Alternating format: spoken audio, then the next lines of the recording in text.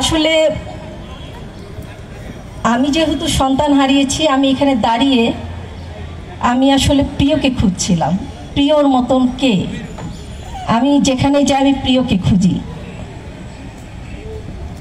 প্রিয়র বেশিরভাগ সময়ই ও Dhaka varsity, Jahangirnagar, TSC.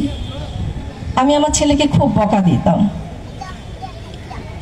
তুমি ওখানে কি করো? আমার কিছু খারাপ ধ্যান ধারণা ছিল। আমার ছেলে আমাকে যেভাবে ছাত্র এই ইউনিয়ন এদের সম্পর্কে বলতো, মাঝে মাঝে ওর সঙ্গে আমার অনেক কথা হতো। তখন মনে হলো যে ও আমার সঙ্গে দাঁড়িয়ে দেশ নিয়ে এমনভাবে কথা বলছে, মনে হয় যে ও এই দেশটাকে উদ্ধার করবে। তখন ওকে নিয়ে আমি খুব চিন্তিত হতাম, বলতাম যে বাবা তুমি এইভাবে কেন করতেছো? তুমি যে রোডে রাস্তাঘাটে এইভাবে কথা বলো, তাহলে তো তোমাকে এটা মেরে দিবে। আমাদের মাদের ভিতরে ভয় ঢুকে গেছে গত 17 বছর ধরে। আমার সন্তান বাহিরে কথা বললে আমার সন্তান লাশ হয়ে ফিরবে। তো আমার ছেলে আরও জোরে জোরে কথা বলতো। তো আমি যখনই ওকে বিদায় দিতাম, আমি ওর গা মাথা সত্যায় বলতাম, বাবা বাসে খবরদার এগুলো নিয়ে কথা বলবা না, তুমি তো একাই দেশটাকে জয় করবে না। আজকে তারই ফলশ্রুতি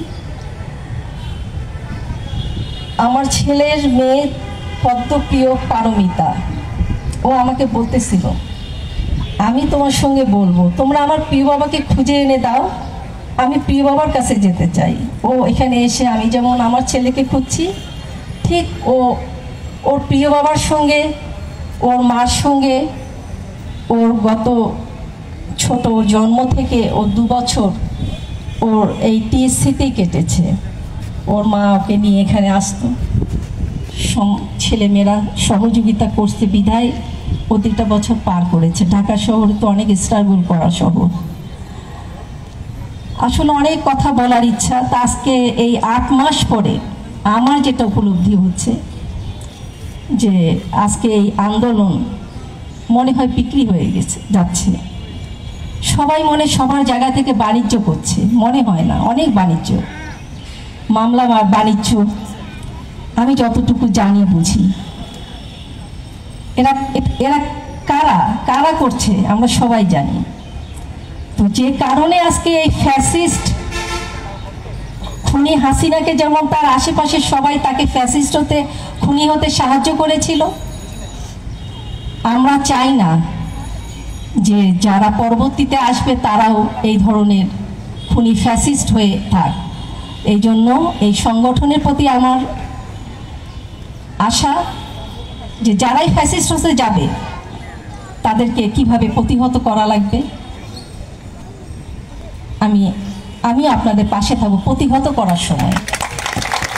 কারণ প্রতিহত করা খুবই প্রয়োজন।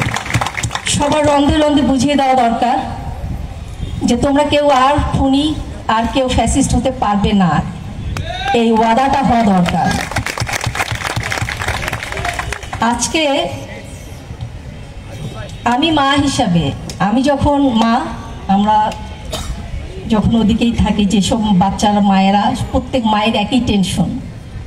16-17 বছর থেকে কি শুনছি, হলে সিট নাই, গণরুম, তাদের ভালো খাবার নাই, খাবার পায় না।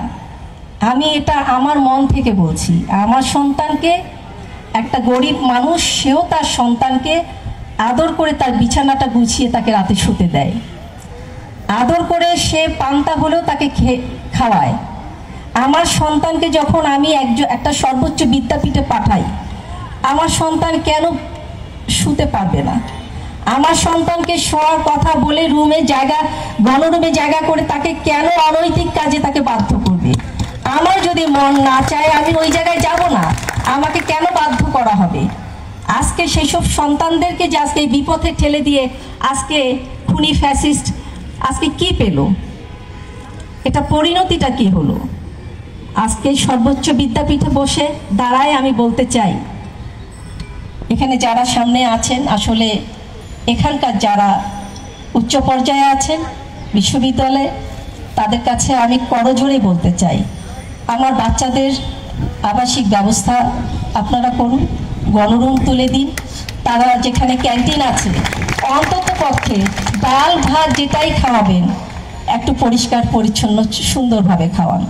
কারণ আমার সন্তানদেরকে তো আমরা এইভাবে খাওয়াই রেখে আমরা তো ঢাকায় পাঠাই দিইনি। এটা আমার ভীষণ কষ্টের জায়গা। আমি নিয়ত করেছি আমার মেয়েকে কখনো আমি আর অন্তত পক্ষে কোনো ভার্সিটিতে আমি পড়াবো না। এটা আমার মাথায় মগজে ঢুকে গেছে প্রত্যেকটা মায়ের। ঢাকা ভার্সিটি মানেই মারামারি, খুনাখুনি, অস্ত্র নিয়ে দৌড়াদৌড়ি, এটা আমাদের ভিতরে ঢুকে গেছে। জানি না আমরা এটা কবে বের করতে পারবো। আজকে যে বাচ্চাদেরকে দেখছি আমি অত্যন্ত খুশি এবং আবার শঙ্কার মধ্যে যে আমার এই বাচ্চাগুলো আজকে রাজপথে সব জায়গায় আন্দোলন করতে গিয়ে তারা অক্ষত থাকবে তো। এই যে ভালো কাজের জন্য বের হলে তারা মার খাবে, তারা মরে যাবে। আমার সন্তানের বা আমাদের এই আন্দোলনে যেসব যারা শহীদ হয়েছেন, আহত হয়েছেন, আমি চাই না আমাদের মতন কেউ মা হারাক, সন্তান হারাক, কারো হাত পা কেটে যাক। এই আন্দোলন 15ই জুলাই আমার ছেলে সে লাইভ করছিল। আমি বললাম, বাবা তোমার একটা মেয়ে আছে, তুমি সামনে যাইও না, আম্মু টেনশন করিও না, আমার কোনো সমস্যা হবে না। ওকে আমি 17-18 পর্যন্ত দেখেছি। 19 জুলাই যখন ওর সঙ্গে শেষ কথা হয়, ওর আঙ্কেল বলল তোমার টাকা আছে? আঙ্কেল আমার টাকা নাই। টাকা দিতে বের হওয়ার সময় ওর মোবাইল বন্ধ পাওয়া গেল। তখন আমাদের রংপুর অনেক উত্তাল, সবাই রাস্তায় নেমে পড়েছে, গুলি ধোঁয়া। তার আগের দিনও আমিও রাস্তায় নেমেছি, আমরা অনেকে ফোনে ফোনে কথা বললাম। আমাদের আর বসে থাকা যাবে না, আমাদের বাচ্চাদেরকে বাঁচাতে হবে যে কোনো মূল্যেই।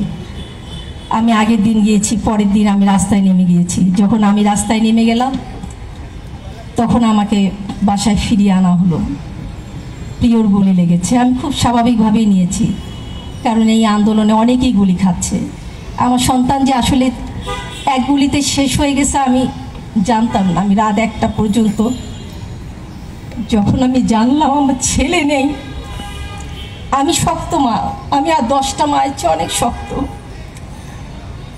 কারণ আবু সাইদ মারা গিয়েছে, ঢাকা বিশ্ববিদ্যালয়ের খবর আমরা পাচ্ছি, বাচ্চাদেরকে নির্মমভাবে মারছে। তারা হল থেকে বের হতে বলছে। আমি ওই ফিলিংসটা বুঝাইতে পারতেছি না। আমি মা, আমি মনে হচ্ছে আমি খবর দেখছি, দৌড়াদৌড়ি করছি, মনে আমি কিভাবে আমিও এদেরকে বাঁচানোর জন্য নেমে পড়ব। তখন 19 জুলাই যখন আমি খবর পেলাম, তার আগে মনে হয় ইয়ামিন মারা গিয়েছে। আমি যখন ওদের কথা শুনছিলাম, ওদের যখন আমি নির্মম মৃত্যুগুলো দেখতেছিলাম পরপর, তখন আমি প্রিয়র কথা ভুলে গিয়েছিলাম যে আমার ছেলে মারা গিয়েছে। শুধু আমাকে একজন বলল পোস্টমর্টেম করা লাগবে। আমি বলেছি তোমরা পোস্টমর্টেম করো, কারণ আমার মাথায় একটাই আছে যে আমাকে বিচার চাইতে হবে। এই খুনি হাসিনাকে আমাকে বিচারের কাঠগড়ায় দাঁড় করাতে হবে। আমার মাথায় এটা খুব স্পষ্ট। যেহেতু আমি নিজেও নানান সামাজিক সংগঠনের সঙ্গে জড়িত, আমিও নানান সামাজিকভাবে আমি নিজে থেকেই, আজকে তোমরা যেমন নিজে থেকে অনেক কাজ করো, আমিও নিজে থেকেই অনেক কাজ করি।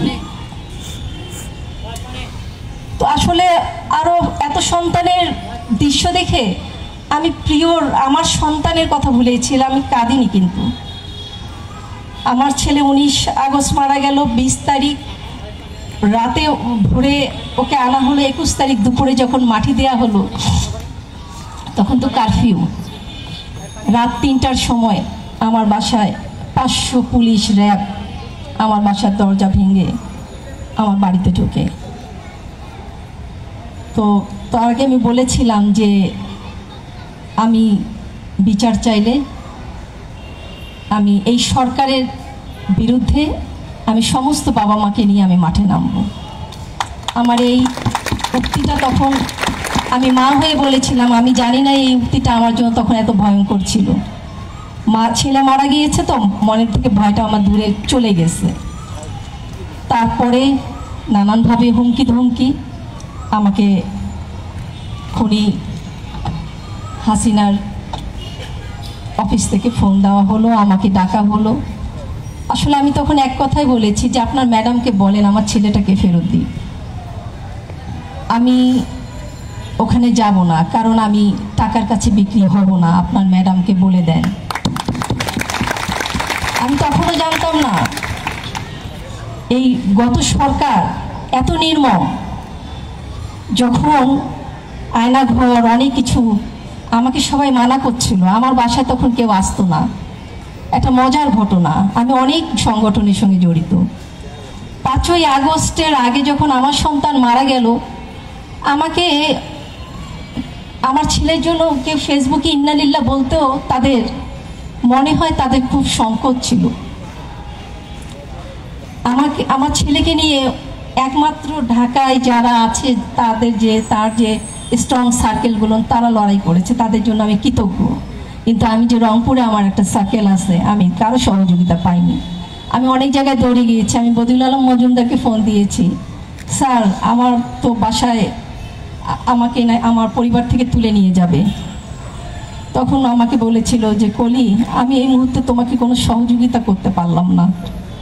পরবর্তী উনি আমার কাছে ক্ষমা চেয়েছেন যে এমন একটা অবস্থা ছিল, এখানে আমিও বিপদে ছিলাম। তো পরবর্তীতে যখন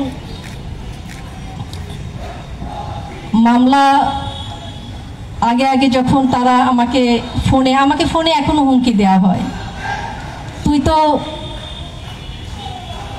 আমাদের টার্গেটে আছিস, তোর ছেলে শহীদ হয়েছে, তুই শহীদ হবি, তুই নির্মমভাবে তুই শহীদ হবি। এই যে ভয়ভীতিগুলো দেখাচ্ছে, তো আমি চাই নেক্সটে ফ্যাসিস্ট যদি কেউ হতে চায়, তখন আমি অবশ্যই তোমাদের সঙ্গে হাত মিলাবো। কারণ আমি রাজনীতি বুঝি না, আমি বুঝি সুন্দর দেশ গড়ার জন্য যে রাজনীতি দরকার, সেই রাজনীতি পক্ষে আমি থাকব। আর একটা যেটা কথা বলতে চাই, এখানে যে ছাত্ররা আছো, ছাত্র ইউনিয়ন করো, তোমাদের কাছে আমার করজোরে অনুরোধ থাকবে, তোমরা এই সংগঠনের পিছনে দৌড়ায় তোমরা তোমাদের পড়াশোনাটা শেষ করো না, তোমাদের মানে বাদ দিও না, তোমরা পড়াশোনাটা শেষ করবে। তোমরা যদি মানুষের মতন মানুষ হয়ে একটা জায়গায় দাঁড়াতে পারো, তবেই তোমরা এই সংগঠনকে এগিয়ে নিতে পারবে। তোমাদের ক্যারিয়ার শুধু এই সংগঠন করবা না, তোমাদেরকে শিক্ষিত হতে হবে। আর একটা কথা বলে আমি হয়তো শেষ করব, অনেক কথা বলে ফেললাম আমি আবেগে। যে এই যে গত এর আগে একজন বলে গেলে পরিবেশের কথা, পরিবেশ, নদী নালা, গাছপালা, আসলে আমরা নিজেরা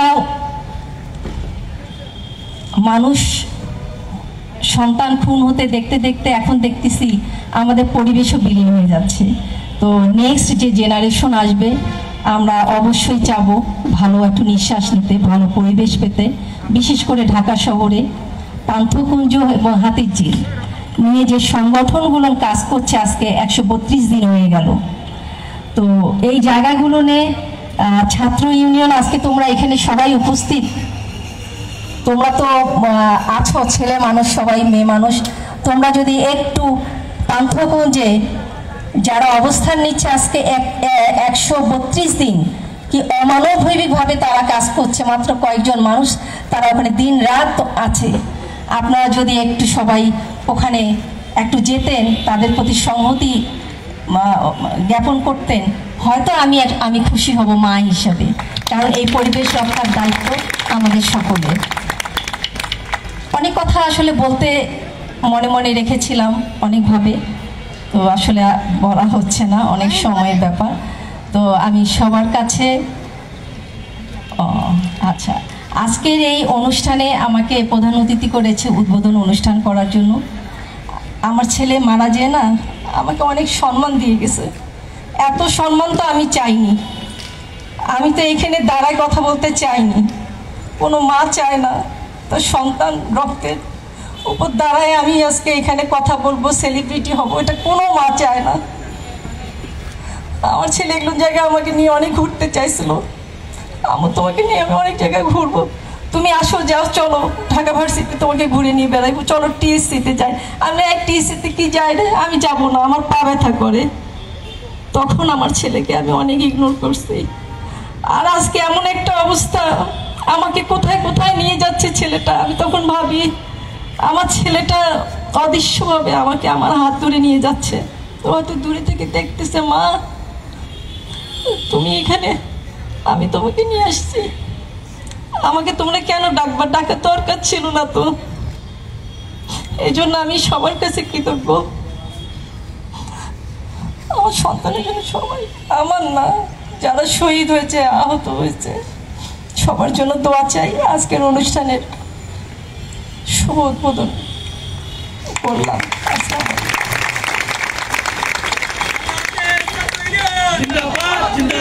এই